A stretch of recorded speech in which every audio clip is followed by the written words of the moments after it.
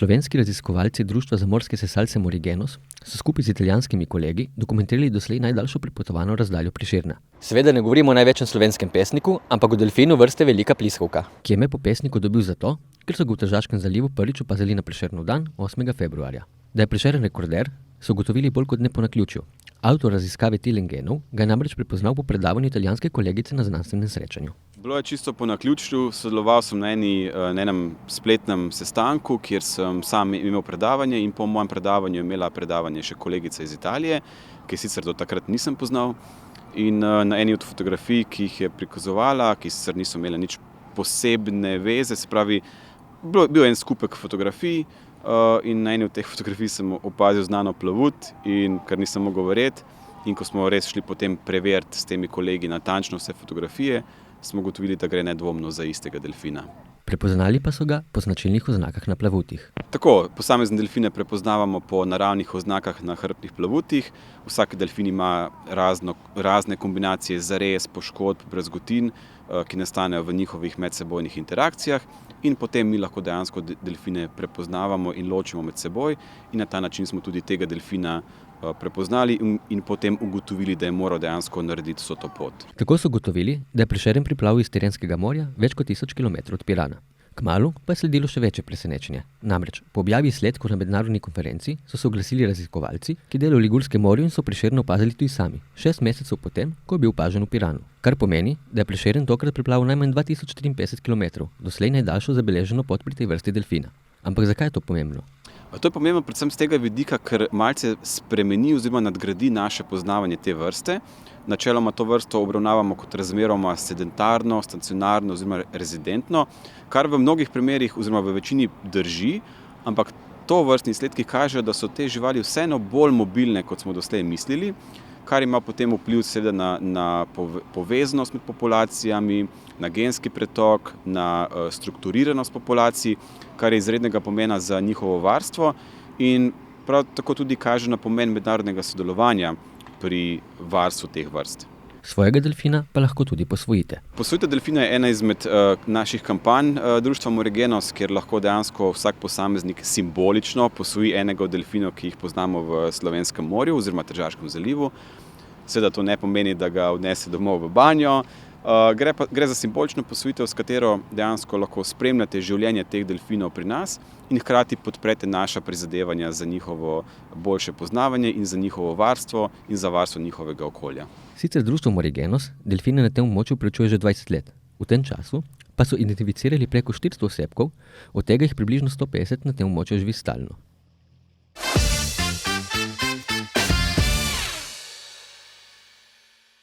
Prvi doktor lutkarstva v Sloveniji, Matija Solce, je imel v torek v Centru mladih Koper lutkovno predstavo Pulcinella za študente pedagoške fakultete ter širšo javnost.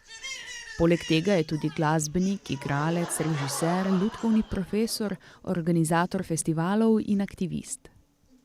V svojih delih tesno povezuje glasbo in gledališče. Študiral je na Gledališki akademiji Damu v Pragi, nato pa svojo harmoniko in kovčkom polnih lutk prepotoval svet. Do zdaj je bil nagrajen več kot 20-krat.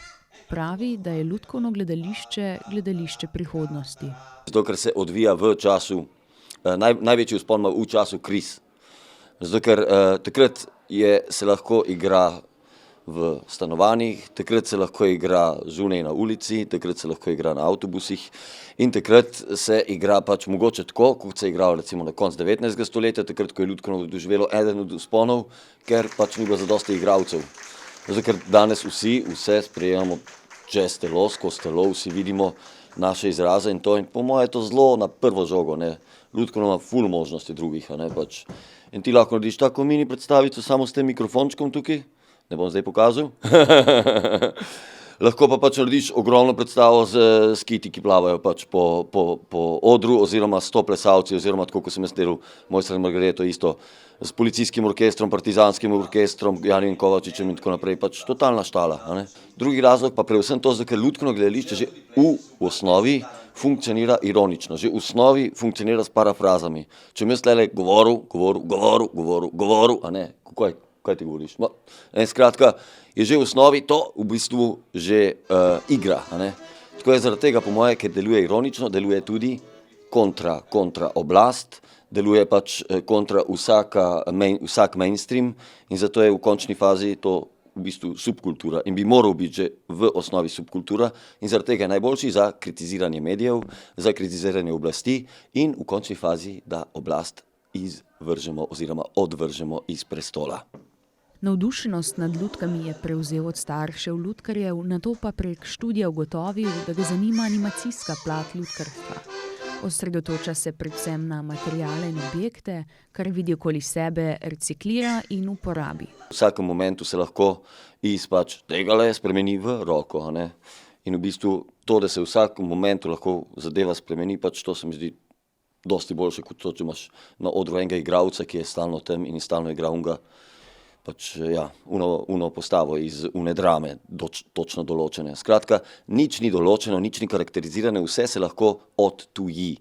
Odtujitveni efekt, alienation efekt, se pravi to, da se v bistvu tukaj v televiziji naenkrat začnete spraševati o svojem, kaj sploh tam delate, zakaj to sploh gledate, kaj sploh delaš tam.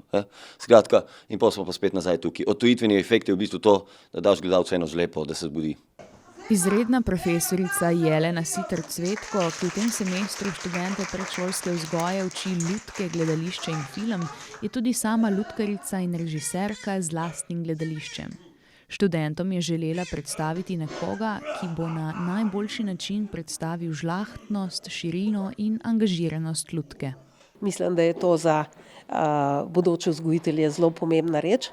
Ampak seveda ne želimo, da se lutke razume v nekih ozkih okvirih, da je to neka ročna lutka, ki se, daje otroke spat samo in tako naprej, ali pa lahko delaš predstavo z njo za novo leto, ampak je to en način, kako pravzaprav živeti z otrokom, v družbi te lutke. In to, da te stimulira, to, da se s tabo druži, to, da vzpostavlja komunikacijo med otroki, med odraslimi in tako dalje, da se seveda otroci skozi lutko kreativno izražajo, ampak tudi vzgojitelji, kadar za lutke pripravljajo.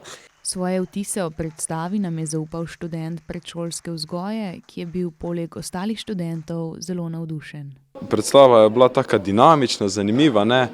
Najbolj me je navdušilo to v bistvu, kako je na tak preprost način, ena enostavna scena, je gospod uspel nekako narediti tako veliko akcijo, v bistvu kar je bilo, ko razmišljaš tako malo, ni bilo nekega hudega dogajanja, hude scene, ampak je z preprostimi gibi in takimi res dobrimi fizičnimi šalami, vzpostavil res nek tak stik s publiko, in je tudi prišlo do enega odličnega, bi rekel, fizičnega humorja. Matija Solce priznava, da so ljudje za lutke odprti šele, ko pridejo pogledati predstavo. Po svetu so sicer najbolj popularne v Franciji in Argentini. In problem je to, da človek ne ve, kje to videti. Če gre v lutkovno, ne bo gledal v lutkovno za odrasle, ne bo.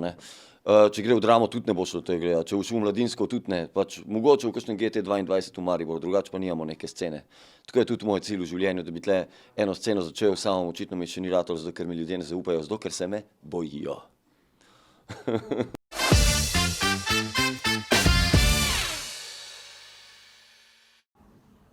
Laboratorij Heka deluje v sklopu projekta RUK in predstavlja pomemben del programa, ki ga izvaja kulturno-izobraževalno društvo PINA. V bistvu Heka je program PINE, razvit v sklopu mreže raziskovalnih centrov umetnosti in kulture. Mreže, ki je sestavljala poleg PINE še Delavski dom Trbovlje in Kibla. V bistvu to je laboratorij na presečišču znanosti in umetnosti. Odprt je bil dobro leto nazaj, lani oktobra smo ga otvorili in izvajamo v bistvu umetniško raziskovanje. Namen je gostiti umetnike, sodobne umetnosti, sodobne raziskovalne umetnosti, kajti v sodobni umetnosti veliko umetnikov je dejansko znanstvenikov in se ukvarja z zanimivimi znanstvenimi vprašanji in izzivi. Heka je prvi tovrsten laboratorij v Istri, ki deluje na področjih raziskovanja človeških vplivov na morski ekosistem, prostorske zvočne reprodukcije in biomaterialov.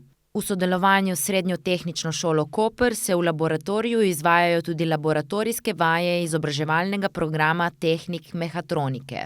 Smeri, ki jih trenutno razvijamo tukaj v Heki, se delijo na 3 glavna področja.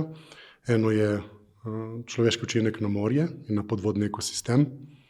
V tem vidiku smo na lanskem Mezisu predstavili produkcijo Robertine Šebenič, Sofije Krespo in Felikana Mekornika, ki je dejansko reflektirala izumrtje oziroma izumiranje leščurjev, v bistvu največje školjke v Jadranskem morju, ki zaradi bakterije umira. Druga tema, s katero se ukvarjamo, je vprašanje v bistvu soočenja z podnebno krizo širše, s fokusom na biomaterialih, s fokusom na reciklaži organskih materialov, konkretneje z lupinami od škampov, ki jih pobiramo po restauracijah, izdelujemo bioplastiko. Kreativni vodja laboratorija Marko Vivoda je razvil delavnico Dunch at the Holy Crab, ki odpira vprašanja, kako ravnamo z odpadki. Dejansko z morja pobiramo škampe, pojemo to, kar nas zanima, in oklepe vržemo stran. Ampak oklepi so narejeni iz hitina, ki je v bistvu izjemen material, fantastično gnojilo, ne prenaša bakterij in virusov. In Marko je začel v bistvu iskati načine, kako ta material ponovno uporabiti. V delavnici udeleženci z uporabo organskih materialov, osnova je hitosan, pridobljen z lupinom škampov, ampak se ga meša z morsko travo, z lupinami od školjk, z dlačicami, s katerimi se školjke prilepijo na skale, in to v bistvu izdelujemo pribor, ki ga potem uporabimo za hraniti rastline, ki nam dajo priboljške. Delavnica tematizira koncepte, kot so reciklaža, krožno gospodarstvo in naš odnos do teh vprašanj. Prizadevajo si za spodbujanje zavesti o odrasti ter kako zmanjšati potrošnjo in proizvodnjo.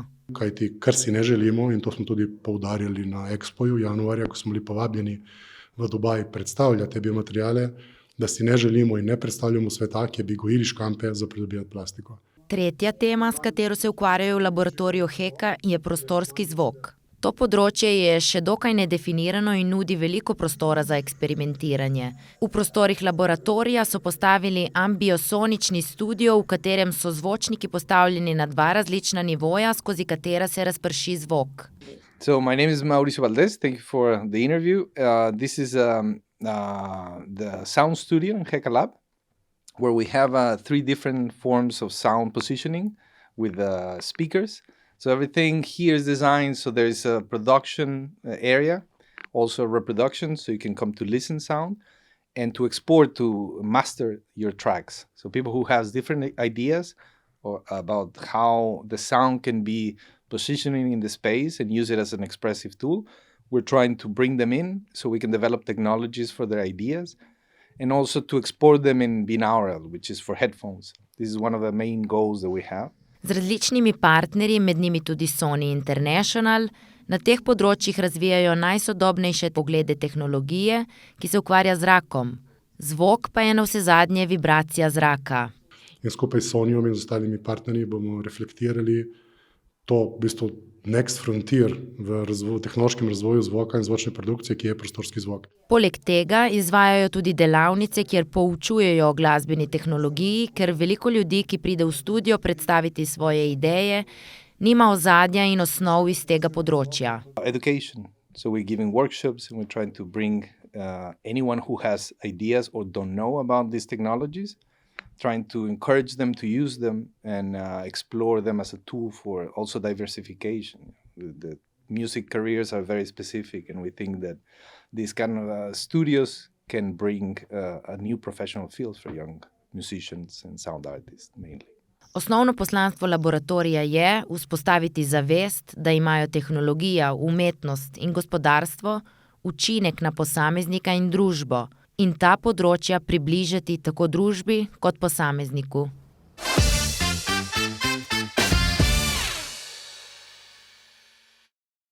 V kletnih prostorih pod dvorano Bonifika v Kopru, poleg centra dnevnih aktivnosti za starejše, domuje tudi večgeneracijski center Morje. Gre za regionalni center, katerega primarni cilj je združevati prebivalce vseh starosti iz občin Koper, Izola, Piran in Ankaran. Namenjen je predvsem pomoči, svetovanju, izmenjavi izkušenj, mnenj in izvajanju različnih aktivnosti. To je eden od 15 večgeneracijskih centrov, ki so bili po regijah ustanovljeni odprti s 1.1.2017 in so bili financirani strani Evropske Unije v 80%, ostalih 20% pa Ministrstvo za delo, družino in socialne zadeve. Financirani so bili do 30.9. lansko leto, zdaj nas pa v glavnem financira Mestna občina Koper, za kar bi se jim mogli pravzaprav zelo zahvaliti, glede na to, kar ste tudi danes videli in posneli v našem centru. S programom, ki je bil pripravljen na podlagi analize stanja in potreb v lokalnem okolju, si v medgeneracijskem centru prizadevajo za dvig kakovosti življenja ter preprečitev zdrsa v socialno izključenost in revščino, predvsem s specifičnimi ciljnimi vsebinami, kot so spodbujanje vključevanja različnih ranljivih skupin v družbo, izobraževanje ter medkulturno in medgeneracijsko povezovanje. Namenjen je pa ta program predvsem otrokom s posebnimi potrebami, priseljencem, beguncem, brezposelnim, starejšim v nekem procentu tudi. Tako, zelo pestro, res večgeneracijsko.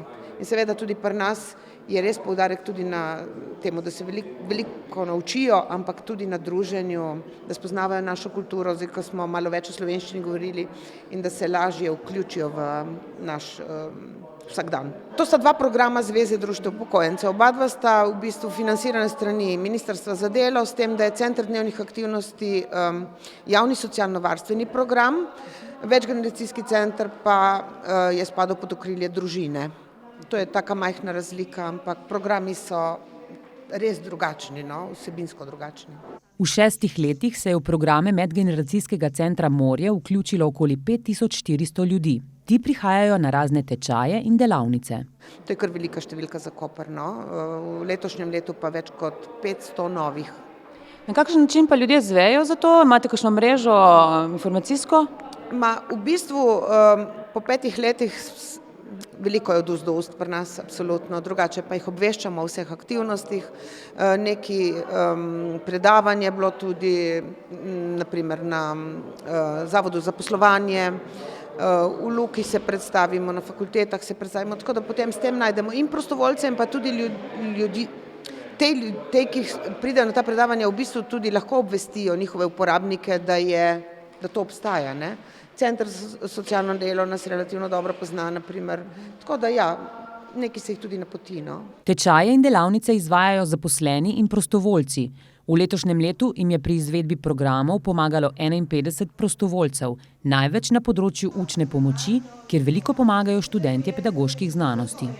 Sem tukaj zaposlena kot strokovna sodelavka, učim tečaj slovenščine, imamo še tečaj italijanščine, angleščine, potem imamo še za slikanje 2 delavnici in pa učna pomoč je tudi taka slovenščina, tečaj slovenščine in pa učna pomoč za otroke, dijake, to so take glavne.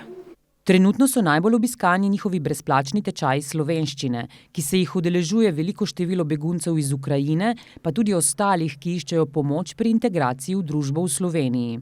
To je za veliko od njih težko, zato je tovrstna pomoč zelo dragocena. Tako meni tudi Olga Beznosjok iz Ukrajine, ki je v Slovenijo prišla s sinom glasbenikom, ki igra za mladinski simfonični orkester. Jaz sem z Ukrajine, za center. Ja poznala sem na spletu, iskala, gde bi poznati bolje slovenski jezik. On mnogo podoben ukrajinščini. Tukaj zelo prijazni učitelja, mnogo zanimivih domačih nalog, mnogo zanimivih poukov. Zelo lepo. I'm Boris. I'm Greek, but I was born in a different state, so I live in Slovenia. I'm learning Slovene because I'm having a very hard time learning Slovene. This is the 6th school that I have attended. It's very hard for me. You live in Slovenia for some time now? 4.5 years. You work here? I work here, I live here. I hopefully soon become a Slovene citizen, but I cannot pass the test because of other circumstances. It's special for me, so I'm not stupid, but I cannot learn Slovene. Yeah. So I keep trying and trying. This is the reason why I'm speaking English right now. I should be speaking Slovene.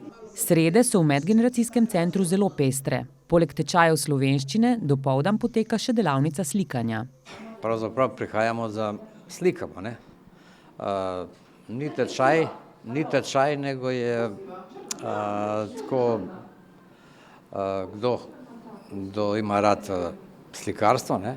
Pride sem, pa se družimo in slikamo se, zmenimo recimo, kaj bomo slikali, ne? Prej smo bile cvetlice Bachove. Nekateri ne, so imeli celo življenje neko željo, da slikajo, ne? Samo so posel, tretje, pa ni časa, ne? A zdaj, kadar smo v letih, kadar ni drugega, evo, to je dobrodošlo, ne? In malo za dušo, ne? Prihajam sem, ker me je od vedno veselilo slikanje. Zvedla sem pa od prijateljice Aliče, ki me je že nekaj časa vabila, da se udeležim pač tega risanja in glede na to, da zdaj imam pač malo več časa, sem se odločila, da se pridružim tej skupini.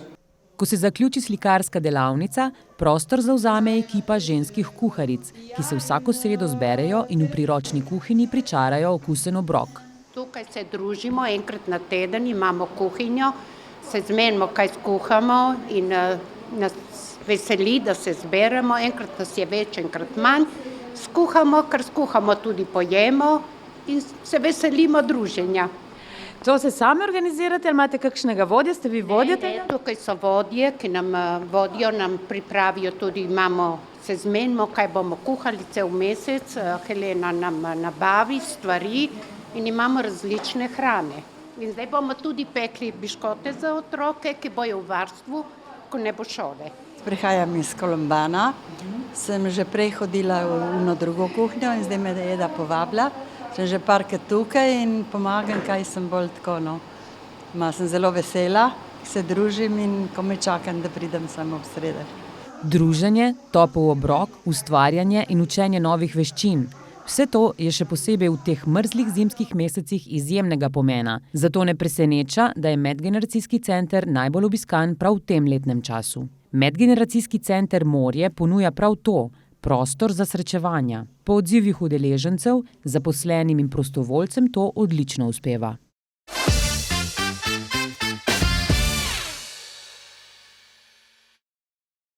Pred nami je najlepši del leta. Prazniki so za vsakogar drugačni, ampak ta sezona, kljub hladnemu vremenu, prinaša toploto in veselje. To je odličen čas za druženje starih in mladih družinskih članov in zdi se, da ljudje večinoma preživljajo praznike prav na ta način. Mi bomo bili doma, ker mi smo že v takih letih, da nam je najlepše doma. In tako bo, kajti. Kaj boste skupaj, vi so prav? Seveda. Ja, jaz se ne zapustim. Je rekla, da me ne bo še zapustila. Standardno. Večerja, televizija in spat. To je Božič ali Novo leto? Oboje. Oboje. Božič bomo z družino, tako da bodo tudi tam mladimi, hčerke, pa vnuki. Za Novo leto pa oni posebej in mi posebej. Za Božič bomo pri hčeri, cela družina v Izoli. Za Novo leto bomo pa pri enih prijateljih na Baredu. In kaj boste delali? Kje? Za Božič? Za Božič bomo jedli, pili, igrali tombolo. Seveda imamo 5 vnukov, se bomo zabavali z vnuki, odpirali darila. Božič. Zakaj? Zato, ker se lahko zabavam na snegu. Aha, na snegu in kaj dobiš tudi darila?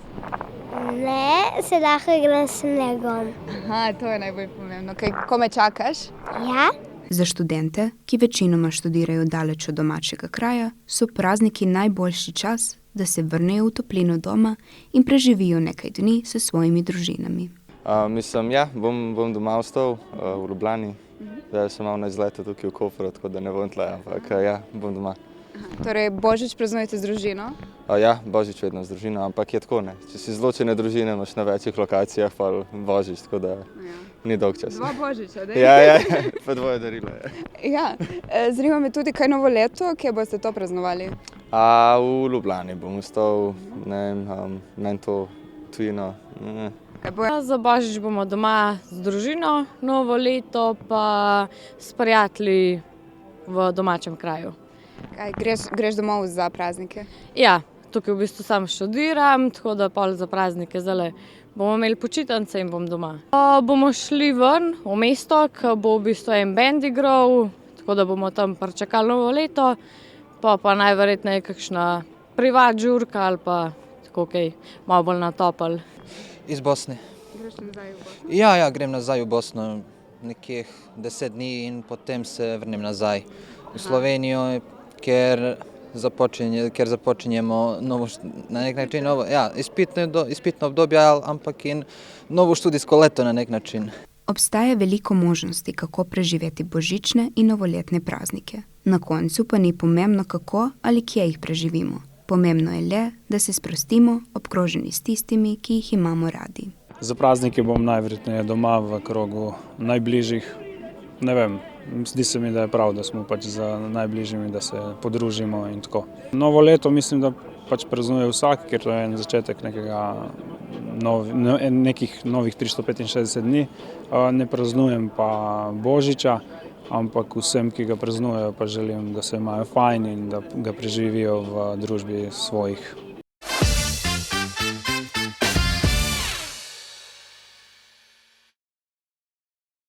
Pretekli petek smo obiskali gledališki koncert mešanega pevskega zbora Obalca, ki je zasnovan na dialogu med zborom in igralko Ano Zupan. Nastal je na pobudo zborovodje Klemna Miklavčiča, ki si je na podlagi zbirke ljubezenskih pesmi pisatelja in pesnika Ferija Lainščka Sanje so večne zamislil ljubezensko zgodbo. Sem iskal program za koncert, ki bi se prepletalo poezija in skladbe, s tem, da ne bi bile povezane. Ne? In potem sem jaz našel en program in sem pokazal naši predsednici in rekla, Klemen, kaj je to? Dej nekaj več. Ne? Potem sem jaz spet lotil iskanja, šel na internet in sem slučajno našel Sanje so večne od Ferija Lainščka, sem potem to raziskal in potem sem v bistvu našel povezave med eno in drugo pesmi in ugotovil, da lahko med eno in drugo in če dam še kakšno skladbo vmes, sestavim iz tega zgodbo. Čisto tako. V bistvu je zelo samo od sebe nastalo, nisem sploh planiral tega. Mlada igralka se je začela z igralstvom spogledovati konec osnovne šole, ko je prenehala s plezanjem. Nova ljubezen do igralstva se je prikradla iznenada, ampak se vanjo trdno usidrala. Moj ljubi ve dobro, da vzamem si pesem na mesto zlatnika, saj moje srce se napolni z lepoto, ki vseh se dotika. V bistvu to se je zgodilo konec osnovne šole, ko sem nehala s plezanjem, ker plezanje je bila moja prva ljubezen, sem se poškodovala in pol nekako nisem vedela, kaj naj sama s sabo in kar iz neba je padlo, jaz pa bom šla v gledališko šolo. Poleg igralstva se od letos spogleduje tudi s petjem, ki ji, kot pravi, postaja vedno bolj všeč. Poleg učenja solopetja se je priključila tudi zboru Korte in se na pobudo dirigenta povezala z MPZ Obalca in se vključila v ta projekt. V bistvu marca letos sem jaz začela peti pri Klemnu v zboru v Kortah in potem me je on, ki je vedel, da se ukvarjam tudi z igralstvom, me je povabil, da z Obalco delam ta projekt, ki si ga je zamislil. Osrednja zgodba gledališkega koncerta nas vodi po poti velike ljubezni, ki jo pretreseta vojna in smrt. Za seboj pustita mračnost, obup in hrepenenje, skozi katere na koncu le vzniknejo upanje in sanje.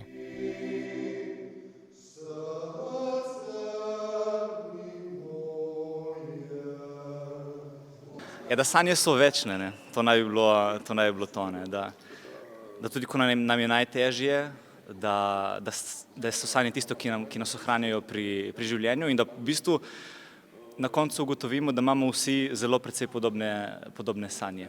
Koncert bodo ponovili 14. januarja prihodnje leto v Kulturnem domu v Postojni.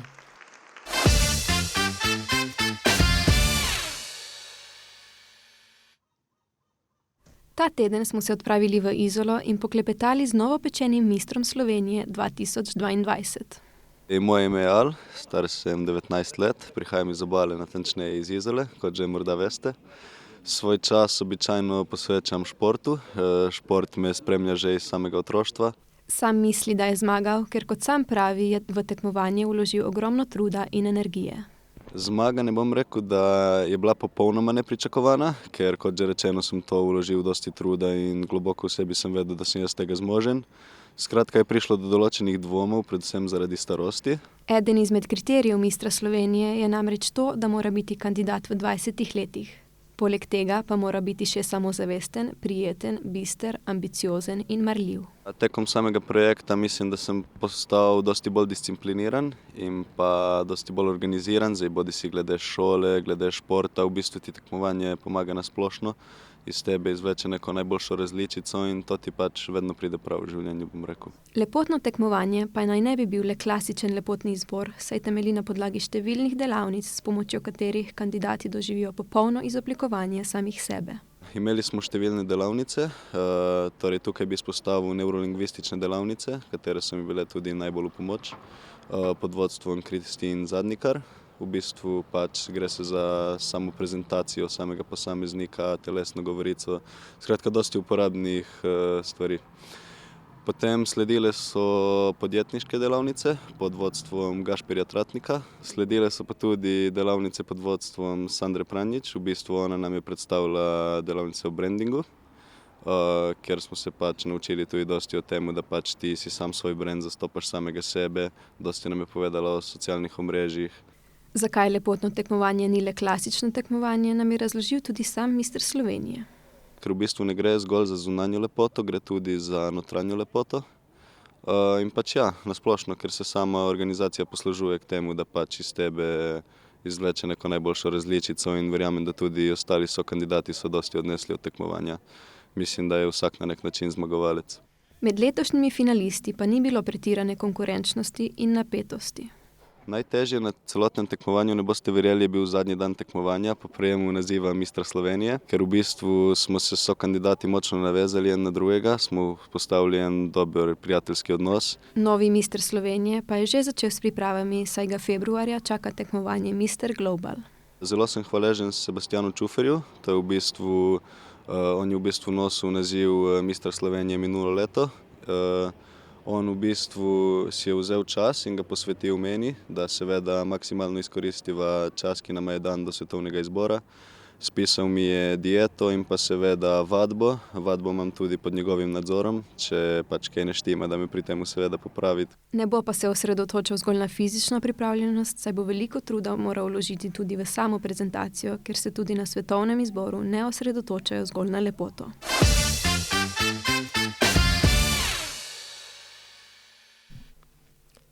Prvi dogodek, ki ga v tokratnem napovedniku izpostavljamo, se bo dogajal v nekdanjem skladišču soli Libertas. Soboto, 17.12. delamo v Libertasu, v bistvu tak malo večji dogodek, na katero smo povabili Drmjote in nam je pač tudi v čast, da jih imamo. Ko pričakujete kar dolg set od Drmjotov, približno 4 ure, mislim, da Jana Neresa ne rabim predstavljati na dolgo in široko, ker sta pač mojstra selekcije plošč in imate odličen občutek za delati žurke, tako da zelo vabljeni. V začetku tedna pa Mladinska knjiga po dolgem času vabi vse otroke in otroke po duši k obisku žive izložbe. Pozdravljeni v Domu knjige v Kopru, v naši knjigarni. Letos bomo 20. decembra ob 5. po dolgem koronskem premoru imeli spet živo izložbo in pravljico. Letos smo se odločili za Sneguljčico, obiskal nas bo tudi Božiček, mogoče pa pridejo tudi palčki. To pustimo za presenečenje, saj namreč je letos izšla iz ponatisa Sneguljčica, klasična pravljica z podobo Mrnenke Stupice. V osrednji knjižnici Srečka Vilharja Koper pa vabijo k predstavitvi pravljice. V četrtek 22. decembra prav lepo vabim najprej vse otroke in njihove starše seveda na obisk našega Božička in predstavitev zanimive slikanice Hiša gospoda Marčimarja, ki jo bo predstavila Sabina Vostner. To bo potekalo na oddelku za mlade bralce ob 17. uri. Vabijo pa tudi v dvorano Kubed, kjer se bo predstavila decembrska rezidentka v Kubedu. Še drugi dogodek ob 18. uri sledi pa v rezidenci Alojza Kocijančiča v Kubedu. V gledališču Koper sprva vabijo k novi otroški predstavi, ki si jo lahko ogledate čez vikend. V soboto 17. decembra pride na vrsto novost letošnje zime in to je otroška predstava z Igorjem po svetu, v kateri bosta Igor Štamulak in pa Mak Tepšič skozi igro, skozi pravljice v različnih jezikih otroke popeljala na popotovanje po svetu. Čez teden pa k obisku vabijo tudi odraslo publiko. V nedeljo 18. decembra bomo igrali božično komedijo Laponsko, vabljeni vsi, ki se želite nasmejati. 20. decembra bo tukaj Tuto Šomatu Iztoka Mlakarja, ki posebne predstavitve ne potrebuje. Zagotovo 21. decembra dogodek leta, če lahko se tako izrazim, v gledališču, sem prihaja Tartif. Preden vam predstavimo koncertno dogajanje ta teden, pa na vas čaka še novost v Art kinu Odeon. Zadnji film v decembru in tudi v koledarskem letu 2022 je pa najnovejša biografska drama o preminuli Whitney Houston z naslovom I Wanna Dance With Somebody in toplo priporočam. Za najmlajše bodo čez vikend poskrbele otroške predstave, ki se odvijajo v dvorani Svetega Frančiška Asiškega v sklopu Fantazime. Torej, ta konec tedna, 17. in 18. decembra, bomo v dvorani Svetega Frančiška ob 11. uri gostili otroške predstave, ko se bodo tudi najmlajši lahko sprostili in uživali v teh praznikih. V nedeljo pa nas čaka 3. adventni sprehod, ko se bomo podali z izkušeno turistično vodnico po skritih kotičkih Kopra. Na poti pa nas bodo razveselili tudi učenci osnovne glasbene šole Koper, ko nam bodo zaigrali in pričarali tisto pravo praznično vzdušje. Ta teden pa se bo pričel še božični sejem za vse tiste, ki se še niste lotili prazničnega nakupovanja. Pred nami so božični prazniki. Med 21. in 23. decembrom bomo gostili božični sejem, torej še zadnja priložnost za praznične nakupe različnih daril, tkanin, okraskov, voščilnic in še tistih drugih malenkosti, ki jih potrebujemo pred prazniki. Med 22. in 24. decembrom pa bodo na svoj račun prišli najmlajši. V dvorano Svetega Frančiška Asiškega se bo preselila Božičkova pisarna, zato če še kdo ni napisal pisemca, zelo dobrodošlo, da ga prinese s sabo oziroma ga bo lahko napisal tudi kar tam in užival še na različnih predstavah in delavnicah za najmlajše. Na ledenem otoku v Izoli bodo teden zaključili z vikendom slovenskih izvajalcev. Decembra Lusterdam in 18. decembra pa Folkidoli. To je poseben, lahko rečem, slovensko obarvan vikend z kvalitetno glasbo naših domačih izvajalcev. Za konec pa še v Centru mladih Koper vabijo na zadnja koncerta v letošnjem letu. 17th we have the first concert and they're playing Soul Collector, Marax and Agreeable. And in this last concert that is happening in 23 of December, they're playing Ingrid Scholler and Luma.